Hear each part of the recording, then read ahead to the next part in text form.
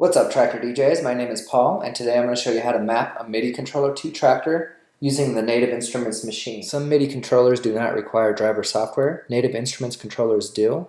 If you don't have them yet, go to Native Instruments, Downloads, get the controller editor, and also find your device driver software. Download your drivers. I have the machine here. Once you have everything installed, open Controller Editor.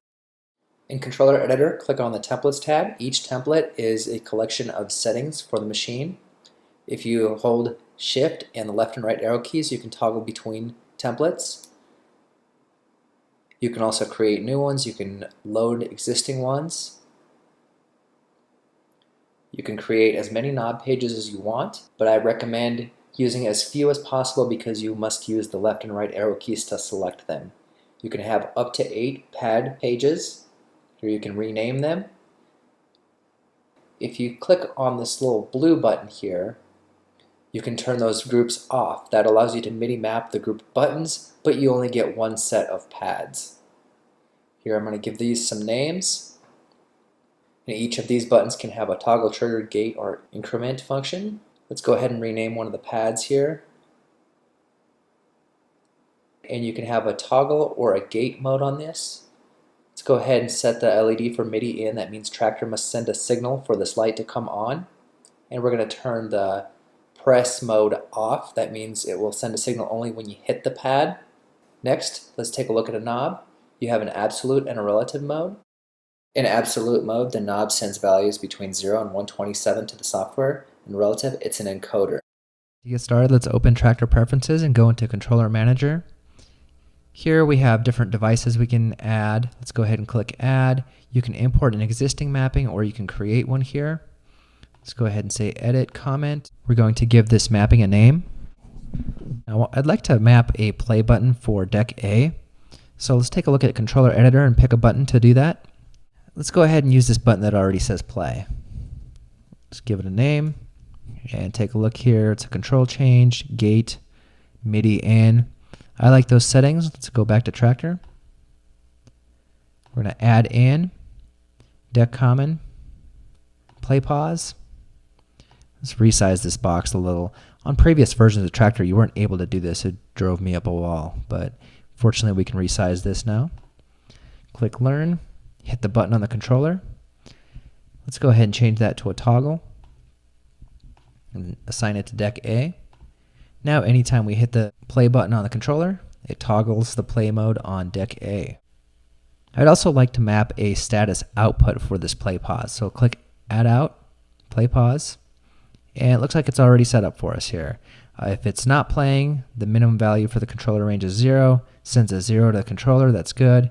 If it's playing, that's a 1, sends a 127 to the controller. It tells it to turn that light on, this is good.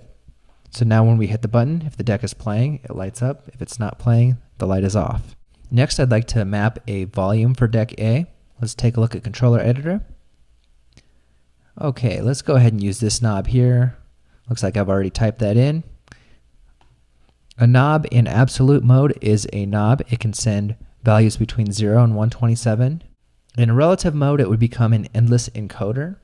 Now, the thing with the knobs is if you turn it to the left, the value will go down until it reaches 0. If you continue to turn it, the value will still be 0.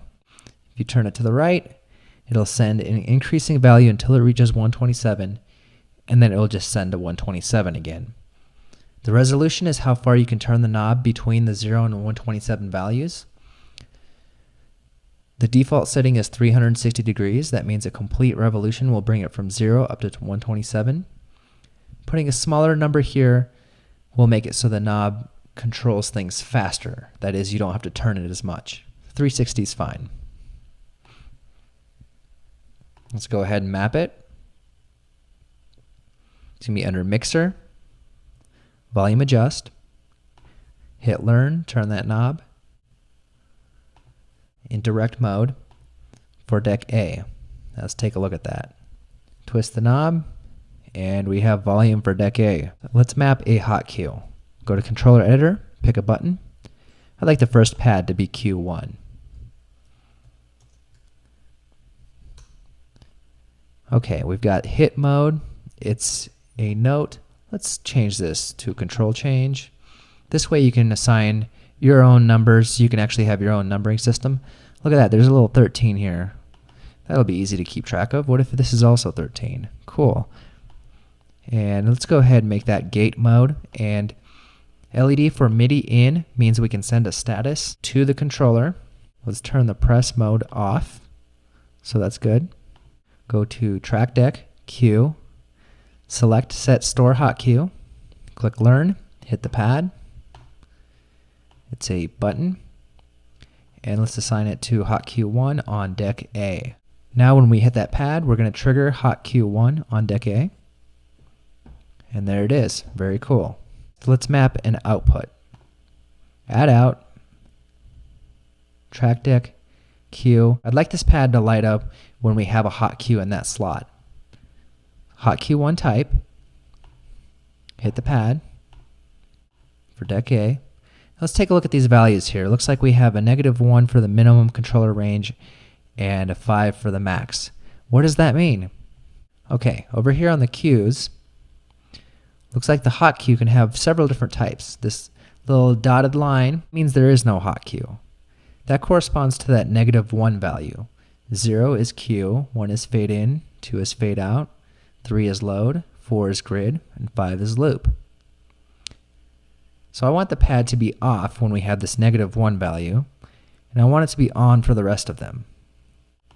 So we set the range from 0 to 5. We turn this blend off. What I'm telling it is if it's a -1, the value is not within this range of 0 to 5. So we send a 0, which means the light will be off. If we are within the range, that is we have every type of hot cue except for the one where there isn't a hot cue, then we send a 127 and the light is on. So let's take a look at the controller now. The light is on. If we delete the hot cue, it turns off. Hit it again, we save a hot cue, the light is on. Next, I'd like to map a modifier. Let's go to controller editor and pick a button for that. I find it's useful to have one general modifier that changes the function of most things in the mapping. This note repeat button is kind of my favorite for that. Looks like we have it to gate mode, I like that. And let's set it to MIDI out. This means we don't need to send a signal to it, just whenever we hit the button, the light will light up. That's good enough for this function. Add in, modifier 1, learn, hit the button. And we're going to have it so you hold the button, and when you hold it, it will change that modifier value to 1. So take a look at this little table up here. It tells you what the values of all the modifiers are. We hold the button, modifier 1 will change to 1. We let go, it turns back to 0. Very good. Now let's use this for something. Back to our select set store hot cue. Let's add a modifier condition. If modifier 1 is equal to 0, that hot cue button will work.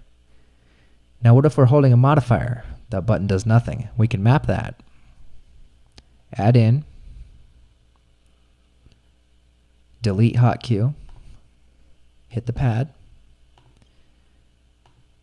assign it to deck A, button, hot cue 1, and that modifier condition is going to be M1 is equal to 1. So now that same button that triggers the hot cue, if we're holding the modifier, it will delete the hot cue. Looks like we have a little bit of a mapping going here already, so let's go ahead and save it. Click the big export button. And here you can select the different categories. You can save much more than just the controller mapping. There's keyboard mappings, you can save the layout. You can basically save the entire Traktor setup in this file. Let's give it a name.